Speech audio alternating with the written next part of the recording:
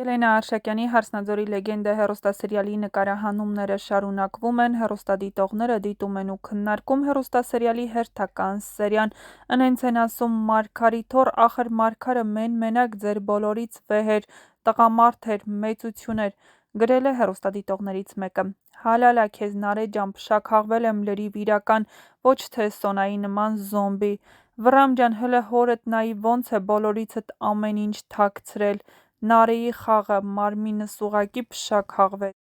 Վայ, խեղճ Նարէ, խեղճ Հայկ, խեղճ քոմենտ գրող, որն այս պահին ամենածանր հոգեվիճակի մեջ է: Ես էլ եմ վատ, շատ վատ, Նարէ ջան, լացում ու լացում եմ անդադար: Նարէն խելացի վարվեց, ուշադիր նայեք, ժողովուրդ ջան, խի չես ասում, որ Արմոն էլ ա ամեն ինչից տեղյակ: